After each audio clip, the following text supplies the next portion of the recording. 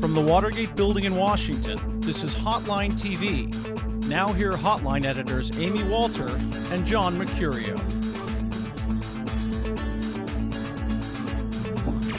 Welcome back to Hotline TV. I'm John Mercurio. And I'm Amy Walter. Well, it looks like after his poor showing on Super Tuesday, former Massachusetts Governor Mitt Romney is out.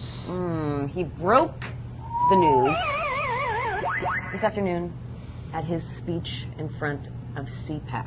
Let's watch a clip. I entered this race because I love America. And because I love America, in this time of war, I feel I have to now stand aside for our party and for our country. All right, so John, does this mean that John McCain gets to wear the crown of the frontrunner, or does he still have some work cut out for him with conservative friends? He still has a heck of a lot of work, I think, with conservative friends, and he's going to set about that this afternoon at the CPAC meeting at 3 o'clock in the afternoon. And look, there's still a lot of work out there for him. John McCain is a great insurgent candidate. He always has been. He was great in 2000 as that candidate.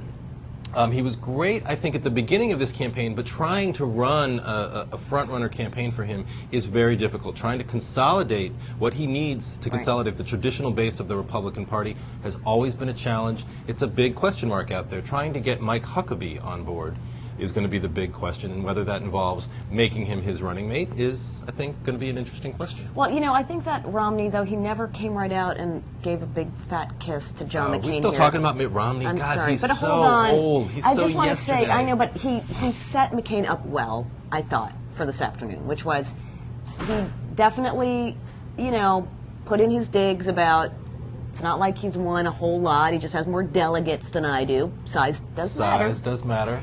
According to Mitt Romney, yes. it does. And it matters more when you're on top. Apparently it does. But he made the whole premise of the conversation about war on terror in Iraq, which putting it back onto John McCain territory, allowing John McCain to come this afternoon and say, thank you, Mitt Romney, you're right, it is about the war on terror, and here we go, and allows him to do that. So I think that was a very...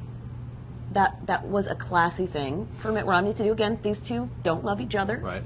He could have just walked out the door, but I think he did a nice. I think he set him up well. Now, all that said, does John McCain really want to spend too much time kissing up to conservatives at the risk of looking like he's all the things about that Mitt Romney was, right? Pandering and that he gives Democrats an opportunity to be like he's part of that Pat Robertson, Jerry Falwell. Right.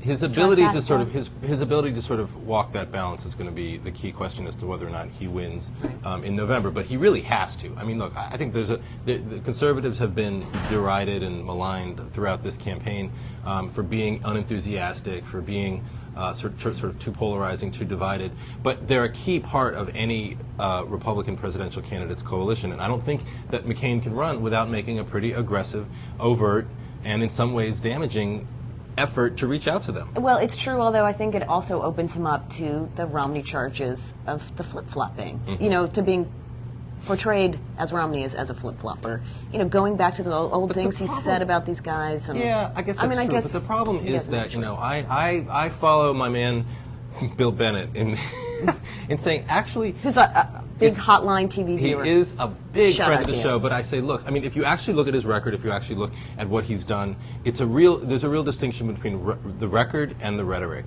And I think that conservatives, for the most part, have been focused on the rhetoric and not the record. That's true. So there's my thought. All right, so who does that for him? Can he do this alone, or does he need... He needs surrogates. He needs somebody... All right, so he needs who's it Mitt going to be? And it's not Mike Huckabee, because you know what? Mike Huckabee, among the sort of establishment, the CPAC folks, Club for Growth, etc., they don't love Mike Huckabee. I mean, his universe is very narrow, so he can't rely on a Huckabee endorsement or help. He needs somebody else. Look, I think that Mitt Romney has proven this year that he is nothing if not a company guy. He is nothing if not I wouldn't call him a team player, but he's somebody who just wants to be liked by the party, and I think that he will do whatever it takes. He won't be John McCain's running mate, far from it, but I think you will see a very strong pivot on his part from being the harsh critic of John McCain to being a strong supporter.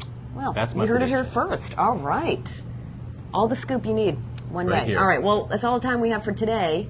I'm Amy Walter. And I'm John Mercurio. We'll see you tomorrow on Hotline TV.